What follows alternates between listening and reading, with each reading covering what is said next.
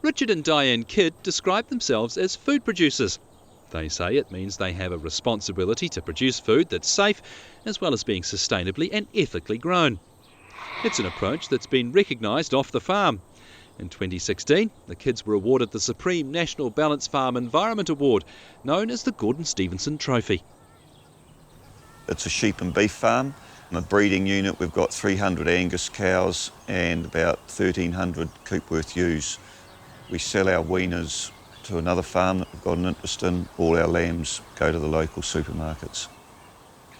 The fact we're close to Auckland is, I believe, a positive. We supply the local supermarkets and have our stock processed at the abattoirs, which is only about an hour or so away.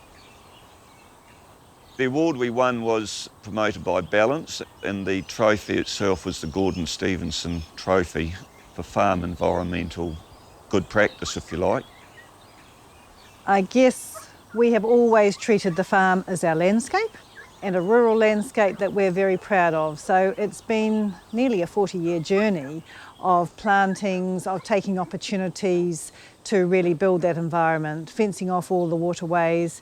And I guess we take huge pride and satisfaction now in what we see in our contribution to the Kaipara River catchment and the Kaipara Harbour, which is the big game in town for our area, as every farmer is part of its own catchment. So ours is the Kaipara River and the Kaipara Harbour, and sediment is a very big part of that.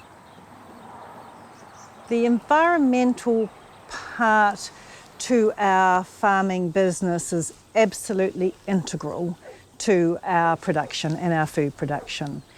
We find that because of what we've done with the environment, the water, the planting, the shelter, it has improved the animal welfare story, and it has also enhanced the product, the food that we produce, and the whole safety and approach to quality and food safety.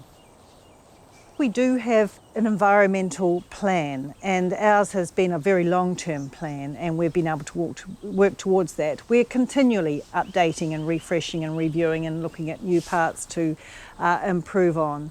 But ultimately, we would like to be working with our wider catchment in a much more holistic way. And I think that every urban and rural area has to work together on their catchment. Come on, come on. A big part of our operation is grazing our cows in the Woodhill Forest, and that adjoins the back of the farm. I only graze it from June to September, so there's a lot of feed built up, a lot of pampas grass and kaikuya, and so we're getting the cows off, and they love it out there, and this is a little block here. I come in each day and keep an eye on them. So we've got about 300 breeding cows, over 200 will go into the forest and actually calve behind our farm, and then we walk them home after that with their calves. We used to breed and then take them all the way through to sending them off prime. We've changed that a little bit, increased the cow numbers, and we sell our weaner steers to another farm I've got an interest in, and some of the heifers, and we keep the best heifers as replacement. So we're basically a breeding operation, selling as weaners, and that's turned into be a very profitable part the way beef prices have gone in recent years. We've stuck to the traditional Angus cow. It's bred. I buy good bulls every year from reputable studs, and we want to be pure beef. We believe Angus is the best testing, and that's why we've stuck with it. The sheep policy here is Coopworth ewes, and going back probably 35 years, I went to a breeder up north, and he was looking at facial eczema resistance, apart from other things of higher fertility and that, and good wool, when wool was worth something back then. So I continued with that policy and bought my rams generally from north, where there's a bit more of a challenge, and we've got a flock now that's pretty much facial eczema resistant. We've had a long-term arrangement to supply our lambs to the supermarkets, And a few years ago, we had a bit of a suppliers meeting, and Countdown said, look, what can we do to sort of help you, if you like, which was a bit of a surprise. But I'd given some thought over the years, and I thought, well, could we have a bit of a regional brand?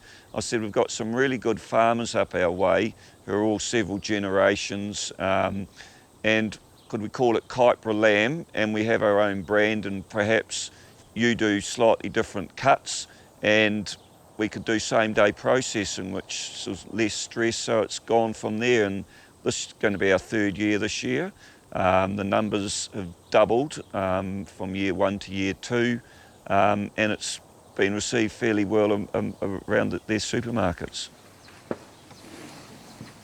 The provenance, if you like, is a key to our Kaipara lamb, when we're looking to tell that more through social media, which is the way they go these days. But we believe we have got a good story. All the farmers sort of got lovely properties, they look after the environment.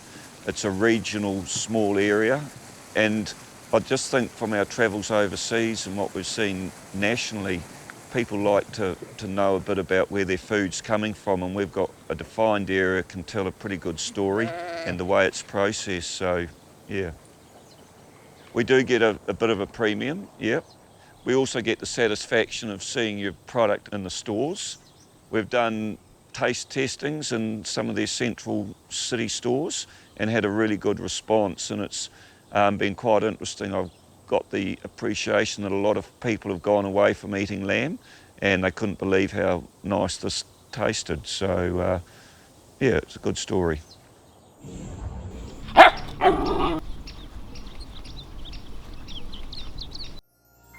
This program was made with funding from New Zealand On Air.